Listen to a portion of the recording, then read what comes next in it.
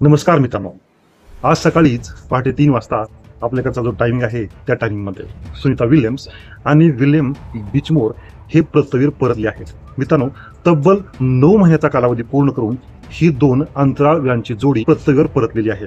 मित्रांनो, यामध्ये एक गोष्ट तुम्हाला लक्षात घ्यावी लागेल की पृथ्वीवरती परत येत असताना त्यांना शेवटचे 30 मिनिट जे अतिशय महत्त्वाचे होते आणि जे काही अतिशय महत्त्वपूर्ण आणि सक्सेसफुल मिशन असतं, प्रत्येक मिशनमध्ये शेवटचे 30 मिनिटं खूप महत्त्वाचे असतात. मित्रांनो, ज्या ड्रॅगन कॅप्सूलमध्ये हे 2 अंतराळवीर पृथ्वीवरती परत आले आहेत, ते ड्रॅगन कॅप्सूल त्याच्या शेवटच्या 30 मिनिटांमध्ये म्हणजे ज्यावेळेस हे कॅप्सूल पृथ्वीच्या वातावरणामध्ये प्रवेश करतं, त्यावेळेस त्याला जो सामना किंवा ज्या परिस्थितीला सामोरे जावं लागतं, ती अतिशय भयावह आणि अतिशय अवघड अशी परिस्थिती म्हणावी लागेल. मित्रांनो, ज्यावेळेस हे कॅप्सूल पृथ्वीच्या वातावरणामध्ये प्रवेश करतं, त्यावेळेस त्याच्यावरती जी फोर्स म्हणजे पृथ्वीचं गुरुत्वाकर्षण बल कार्य करतं. त्यामुळे अचानक या कॅप्सूलचा वेग हा सामान्य वेगापेक्षा खूप हा वेग आवाजाच्या वेगापेक्षा सुद्धा 25 पटीने अधिक होतो. त्यामुळे लक्षात घ्या, हा वेग किती भयानक असेल.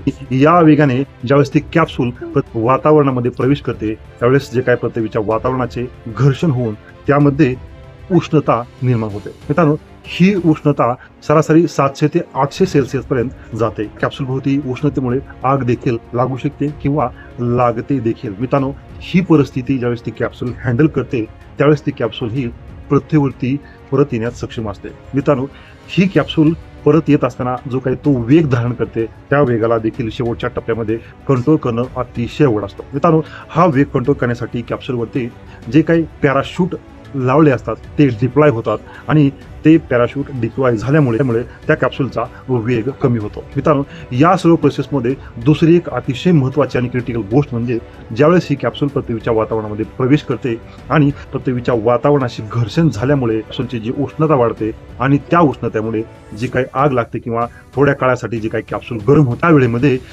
त्या कॅप्सूलचा, त्या यानाचा जो काही पृथ्वीवरती नासाशी जो काही संपर्क असतो, तो संपर्क थोड्या वेळासाठी तुटलेला असतो.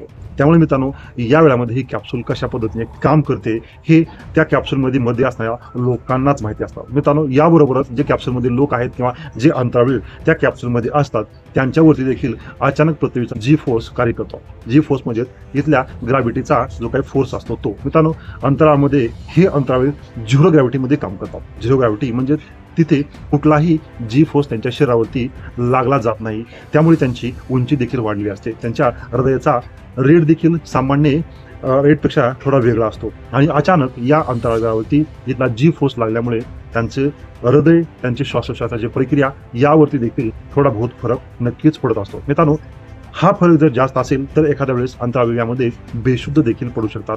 त्यामुळे त्या कॅप्सूलला कंट्रोल कोण करणार ही देखील भीती निर्माण होते. त्यामुळे मित्रांनो, ही कॅप्सूल पृथ्वीच्या वातावरणामध्ये प्रवेश केल्याच्या नंतर लँडिंग होईपर्यंतचा जो काही 30 मिनिटाचा अवधी असतो, हा अतिशय क्रिटिकल क्रुशियल हा अवधी असतो. मित्रांनो, या सर्व धोक्यांना, या सर्व क्रिटिकल परिस्थितींना सामोरे जाऊन सुनीता विल्यम्स ही पृथ्वीवरती परतली आहे आणि ही अंतराळामध्ये तिचा अभ्यास पूर्ण करून फक्त 8 दिवसासाठी गेलेली सुनीता विल्यम्स तब्बल 8 महिन्याचा काळ पूर्ण करून पृथ्वीवरती परतली आहे. मित्रांनो, भारतीय वंशाची ही अंतराळवीर आता आपल्यामध्ये पृथ्वीवरती परतलेली आहे.